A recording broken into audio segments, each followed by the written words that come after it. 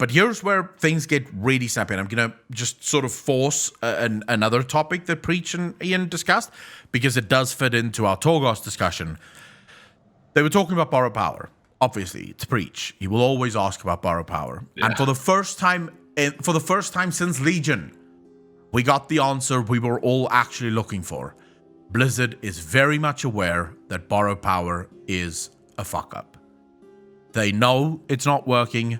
They understand that it needs to change. And then he explained why, right? And I'll tell you why this comes back to Torghast and other things that He explained that when they got to Warlords of Draenor, they realized that the philosophy that they had cannot work. The idea of giving players three new talent points, talents every single expansion, new abilities every single expansion, would just make the system collapse in on itself. It would. We've spoken to Terran about this. It would turn into a nightmare of players having 100+ abilities at this point, 200+ talents at this point. It would just be a fuck up, right? No one would know what the hell's going on. It's unbalanced. It's complete. It's a mess. Most of your abilities is completely useless. So eventually you would end up with warlocks getting half blink. They can blink half the distance of a mage because they're only a warlock, right? Because Blizzard is running out of fucking ideas of things to give players. And you have warriors that can leap twice as far because of a talent or whatever. So I understand Blizzard's thing here. I understand the problem that they have. How do you make every expansion feel good without eventually ending up in a place where players are just gods and there is nothing else that you can really give them? So they are looking for the next expansion at removing the borrow power systems and instead going for a more longevity style thing. And this is where it ties into Torghast for me.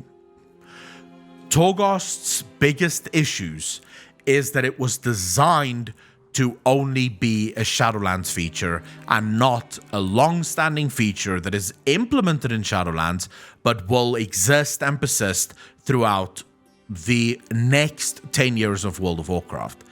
Because if it was designed as that, the design would have been fundamentally different. Yeah. Right? Islands would have been fundamentally different. We would have now been in a position where we would do islands every single week and Torghast every single week because they're both relevant. They give new cosmetics. They give new shit that we can try and have fun with. And this is where we sort of get into the conversation that Balila and I don't know who the guy is that's on his podcast, but we get into that conversation. Things that should not have been removed from the game. The farm in Mist of Pandaria, the garrisons in Warlords of Draenor, the class order halls in Legion, island expeditions in BFA, and Torghast now in Shadowlands. Those are 5 things that could have been pulled forward in every single expansion, iterated, reiterated, and fixed upon. Garrisons would have turned into player housing in Legion, complete player housing. In other words, the ability to customize everything. You can take your farm in Mist of Pandaria and incorporate it into your garrison. Suddenly, those people that want to play Farming Simulator has a farm. They have a garrison. Your class order hall has a portal from your garrison or from your house to the class order hall where you can learn new things, you pick up new quests, you do new things for your class order hall, and then you have Torghast and Island Expeditions almost as features on its own. Suddenly, for the very... So what baffles me is that we are in the year 2021. EverQuest 2 came out over a decade ago at this point. Yeah. It has player housing. Yeah. Every Funnily MMO enough, I actually know how to do garrisons to make player housing relevant with what we currently have as well. Like, the problem with the garrison that a lot of people had to say, oh, that's not player housing, is that you only had a limited amount of buildings that you could choose, and it was very limited slots. But it all looked the same. Everyone's garrison was exactly the same. Yes. So tie it to achievements. You've killed Onyxia. You get Onyxia-themed cosmetics and building faces. You've killed Argus. You got ahead of the curve on Argus. You actually get very specific cosmetics for which level of boss you've managed to kill. Yep. And it would encourage people to go back and do the old content, something Blizzard has complained about so much. Like, nobody goes back to the old world anymore. Give them a reason. Like, make it fucking relevant. But no one goes back to the old world because every expansion completely relegates every old expansion into the history books. There's no reason for you to do things in the old expansions other than farming mounts. Player housing would be the biggest step forward in World of Warcraft.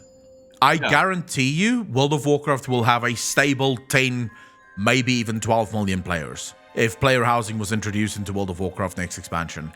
The reason being, not only that, the people... Yeah? No. No, I just wanted to say, the people that's leaving World of Warcraft is the casual player base. It's not... The hardcore guys come back every patch. Every patch, they come back and they raid again. Most hardcore raiders continue to raid because they're gearing ults, they're gearing now everything, right? So they, even if they just raid log, they are still logging in every single day. The people that's leaving are the casual players, the people who collect stuff, because once they've collected everything, they're bored. There's nothing else to do.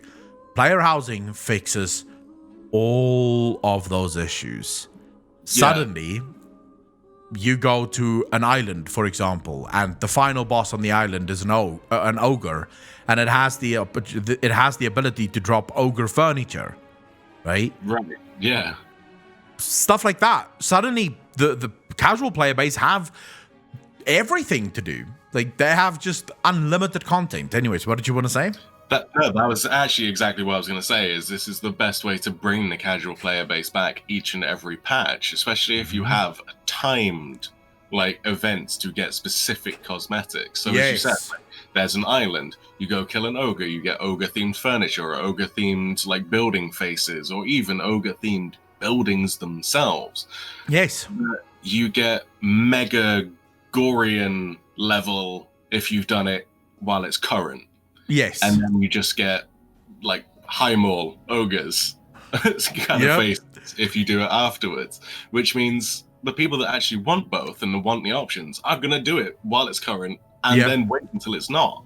Exactly. So they're going to keep coming back every patch to see what new stuff they can get, what old stuff they can get that's now new, and exactly that. So, yeah, I mean, the power of cosmetics is real.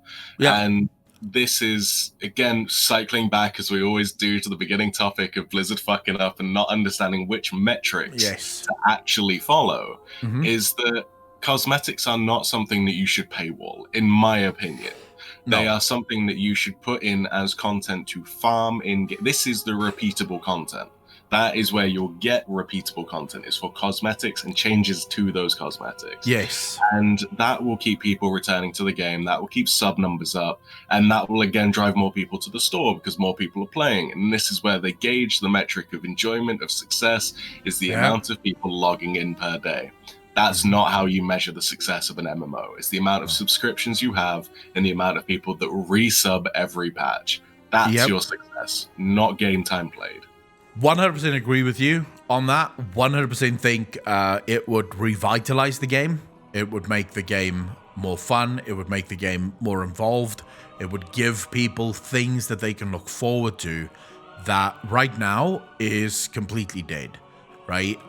You could do so much with garrisons where, rather than having these very limited plots and sort of having very limited buildings that you can have, you give players a crap ton of buildings that they can potentially build with, of course, limited plots, and then maybe give them the ability to upgrade their freestand or their freehold or their house to include more buildings. They can never have all the buildings, but they can have most of the buildings, and you do not automate things there.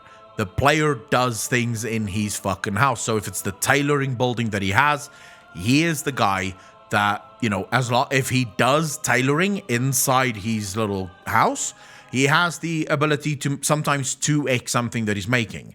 So he can get 2 of them or 3 of them as he upgrades it. And then, of course, this ties into professions. Yeah. You add goes even further to guild housing as well. So as you said, like instead of giving the individual player the chance to increase the size, have that as guild housing options. So then you can have profession-specific buildings for your guild, and it incentivizes guilds again. Because there's no reason to be in a guild currently. There really isn't. As long as you're on the same server, you don't have to be in the same guild to do mythic raiding. Yeah. It's not required anymore. What that would fix is, as Ian said in a previous interview that we covered on Twitch, Ian sort of made the point that the whole perks that they were giving guilds was sort of cancelling new guilds, because new guilds didn't have those perks and no one wanted to join a guild that didn't have the perks.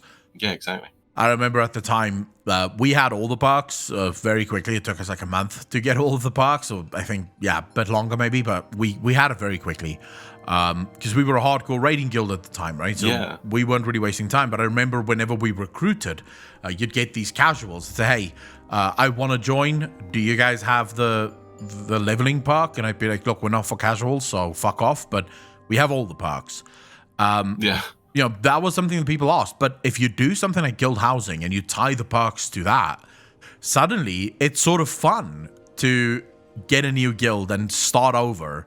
You know, sort of building up your guild hall, and it's a very proud thing. You've built this; it's yours. You know, exactly. Because, I think the fact that Blizzard still hasn't implemented player housing is only hurting themselves. And I do think, based on everything that they've said, that Ian said at least moving forward, if they're not going to do that, I think they're going to struggle, sort of pushing. I think they're going to struggle keeping the player base.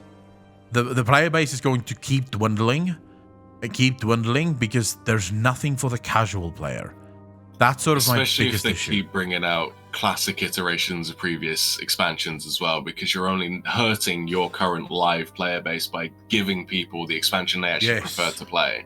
And this is going to be a bad thing, and it will be the death of the game, in my opinion, is that eventually you're going to get to a point where the current expansion is just so poorly written for gameplay purposes, but superbly written for story purposes, that people would rather go play Wrath of the Lich King or Legion Classic than play live, and they'll just take the story from yourself, from Nobble, from Bellylaugh, from Pyro, from Preach, from everyone that actually deep dives into the story. That's where they're going to get the story from. Ignore the game and go play the expansion they prefer. 100% agree with you. I genuinely think they have to do something big, right? And they have to find a way to keep things relevant. Player housing does that. You move Torghast at the end of Shadowlands to Karazhan. Karazhan becomes the new Torghast. It makes sense. Karazhan could do that because Karazhan sits literally... It is literally the anchor between reality and the Twisting Nether. Because half of, or at least some part of Karazhan is in the Twisting Nether, right? Yeah. And so these floors are us constantly fighting through the Twisting Nether for cosmetics, and you can keep adding cosmetics, you can keep adding drops. Eventually, you add housing drops, different doors, windows, window tints, whatever the fuck a player can dream of. Could you imagine having Karazhan stained glass windows on your house in the garrison? Yeah. Because, oh boy. Because it dropped. And it has to be RNG. Sorry, not RPG. It has to be RNG, right? When it comes to cosmetics, RNG is sort of baked into the system. If you just got the mount because you killed the thing, you wouldn't be nearly as happy as after 600 kills finally getting the mount. And the same should go for every single... it could do so much in terms of just quest design, right? Do a quest and this guy gives you a different type of fucking door that you can use in your house. Instead of the 6,000 gold in vendor trash from your tributes each week for the callings, you get a Venthir-style cathedral front. Like, yes, please. Yeah, you get like a throne. Like, it looks like Sardonathrius' fucking throne. Or you get those little anima canisters in yes. What the fuck? Just lost the name. Revendreth. So players have stuff that they can collect. It becomes little mini games. It becomes a point of pride for players because this is theirs. and you can tie it to so much else within the game. There are so many incredibly cool things throughout the history of World of Warcraft that have sort of gone missing, right? Because you don't have to do those things anymore. I just feel like Blizzard needs to step up their game, start taking more chances. But to tie this back to Torghast, like I said before, if Torghast was designed from the beginning to be a feature rather than just an add-on, it would have been designed very differently, right? You wouldn't have tied player power to it, because you know that this needs to persist. It can't give player power. Islands would have been designed fundamentally different, because again, no player power, because you can't. It's something that's going to exist forever. So yeah, that was sort of the really the only things I felt was important in the interview. The rest I did cover, so Alex is editing the video as we speak about all of the other things that's in the interview. But I do think this was quite a fun conversation. For sure, yeah. Not too triggering. You weren't that triggered. I think you've had some time to sort of stew, and now you're just like you've reached the point of giving up. You've reached the point of just surrendering and saying, "Oh well, fuck it. It's not going to change. May as well kind just of." accept it. I think I vented most of it into the war room the other day when I finished the Venthyr campaign. And for those of you that are watching on Patreon, and much appreciate the support, this is the state of my mind when I was finishing the Venthyr campaign, just to cap the podcast off, because we are running a little bit long here. I do apologize to Alex. So I finished the Venthyr campaign, and I may or may not have slightly ruptured my throat getting salty by mocking the cinematics. And this is the part where you face off against Kel'Thuzad, and he escapes into the maw. Oh no, big shocker. We've got to the end of a quest chain, and this guy is going to be in a dungeon or a raid later, so he miraculously survives and fucks off. Happens every time, every zone. This is the exact kind of storyline we get. Mm-hmm. And so I posted into War Room, and Morny, bless his heart, was like, "What's up? Like, how did you do this?" So I went on an absolute fucking rant. The quests are boring, literally forces you to ignore the story to keep sane. Then on top of that is literally the same rote script from BFA. Pick up one quest, sidekick has 2 more. These are kill 12 things, collect X things, kill 1 big thing. But oh wait, the one big thing is Kel'Thuzad, except we know he won't die in questing because we need a lead into a raid or dungeon, same as every single fucking zone. Oh, but wait, hurry up and kill these nothing burger mobs for literally no reason. We need you to sit there while some RP happens that doesn't concern you.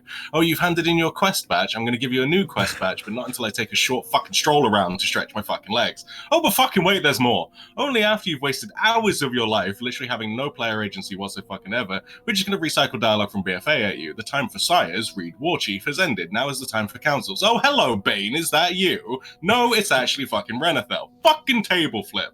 Literally like 3 times you get the, ooh, pay attention, you'll have a dialogue option to test if you were listening. Didn't listen, picked a random, still fucking correct. Like how? How is that even fucking possible? That an RPG, a role-playing game, literally removes your fucking role from the game.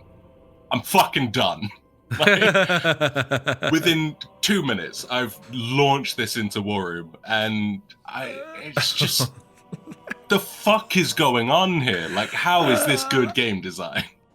No, it isn't. It should be better. And we should probably, at some point, do an entire show on what can be changed and how it can be changed. But now is not the time. Yeah, now is not the time. Alex is going to yell at us at this point because it's 1 hour and 4 minutes, and it takes him fucking forever to edit these when they're that long. So on that note, my dear patrons, we will end this. I hope you enjoyed the episode. I enjoyed it. Apocalypse. Oh, definitely. Always do. Oh, yeah. So we will see all of you next week. Thank you so much for hanging out with us. And as always, be kind to each other. Be good to each other. Peace out, fam. Peace.